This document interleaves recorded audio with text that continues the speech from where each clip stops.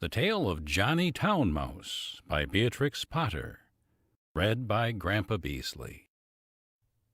Johnny Town Mouse was born in a cupboard.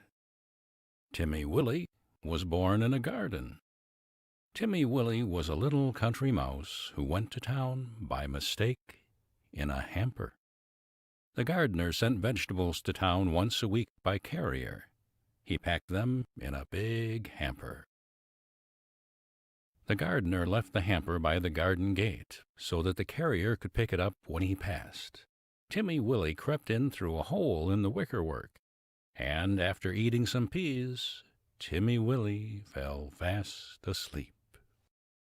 He awoke in a fright while the hamper was being lifted into the carrier's cart. Then there was a jolting and a clattering of horses' feet. Other packages were thrown in. For miles and miles, jolt, jolt, jolt, and Timmie Willie trembled among the jumbled-up vegetables. At last the cart stopped at a house, where the hamper was taken out, carried in, and set down. The cook gave the carrier sixpence. The back door banged, and the cart rumbled away. But there was no quiet. There seemed to be hundreds of carts passing. Dogs barked. Boys whistled in the street. The cook laughed. The parlor maid ran up and down stairs, and a canary sang like a steam engine. Timmie Willie, who had lived all his life in a garden, was almost frightened to death.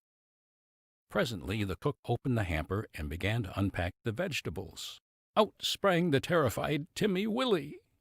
Up jumped the cook on a chair, exclaiming, "A mouse! A mouse! Call the cat! Fetch me the poker, Sarah!" Timmie Willie did not wait for Sarah with the poker.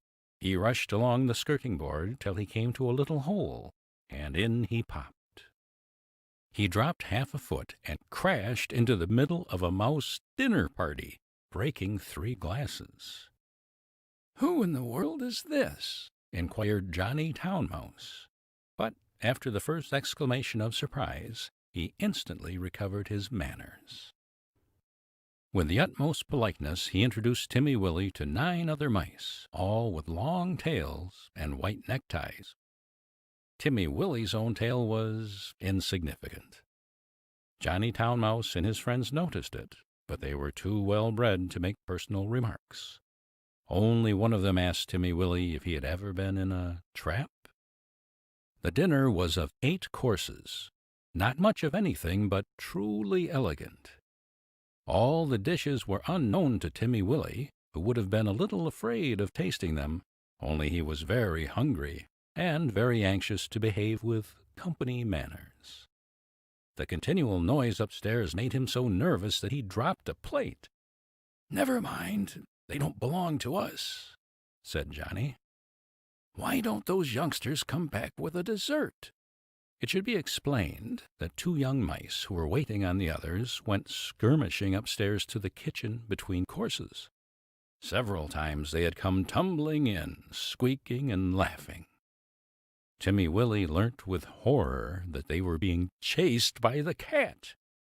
His appetite failed. He felt faint. "Try some jelly?" said Johnny Town Mouse. "No? Would you rather go to bed? I will show you a most comfortable sofa pillow." The sofa pillow had a hole in it. Johnny Town Mouse quite honestly recommended it as the best bed, kept exclusively for visitors. But the sofa smelt of cats. Timmie Willie preferred to spend a miserable night under the fender, which was a low metal frame in front of the fireplace. It was just the same next day. An excellent breakfast was provided, for mice accustomed to eat bacon, but Timmie Willie had been reared on roots and salad. Johnny Town Mouse and his friends racketed about under the floors and came boldly out all over the house in the evening. One particularly loud crash had been caused by Sarah tumbling downstairs with the tea tray. There were crumbs and sugar and smears of jam to be collected in spite of the cat. Timmie Willie longed to be at home in his peaceful nest in a sunny bank. The food disagreed with him. The noise prevented him from sleeping. In a few days he grew so thin that Johnny Town Mouse noticed it and questioned him. He listened to Timmie Willie's story about the garden. "It sounds rather a dull place. What do you do when it rains?"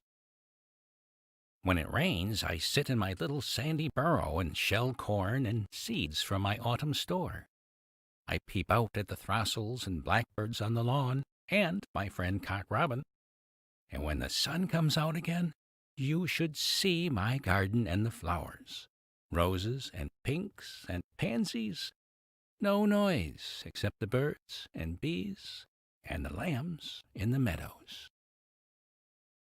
"There goes that cat again!" exclaimed Johnny Town Mouse.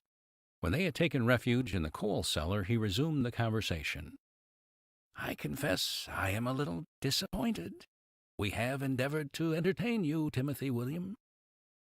"Oh, yes, you have been most kind. But I do feel so ill," said Timmie Willie. "It may be that your teeth and digestion are unaccustomed to our food. Perhaps it might be wiser for you to return in the hamper." Oh, cried Timmie Willie. "Why, of course, for the matter of that, we could have sent you back last week," said Johnny rather huffily.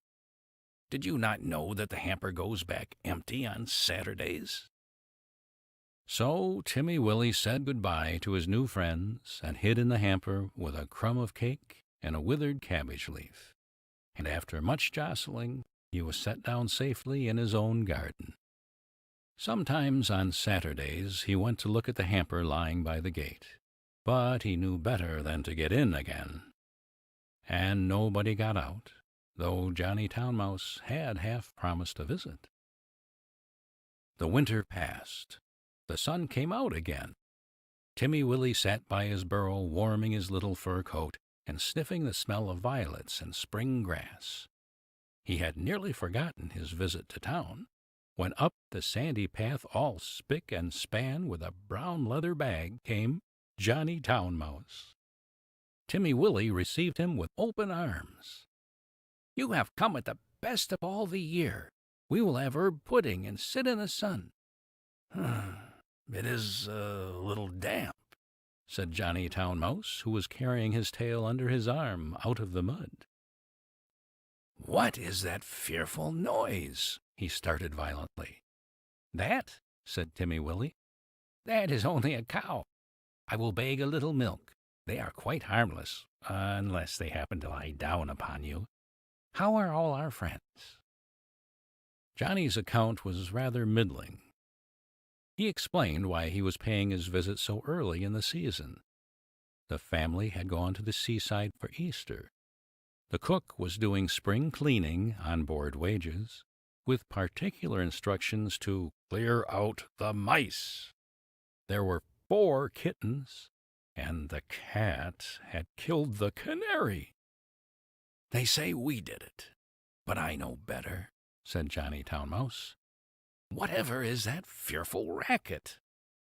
"That is only the lawn-mower.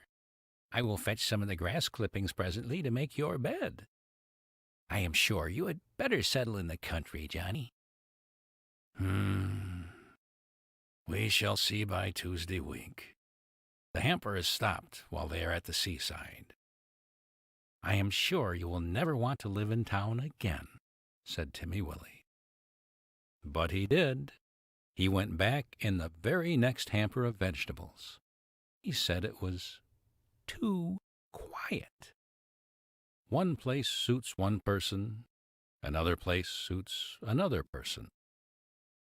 For my part, I prefer to live in the country, like Timmie Willie.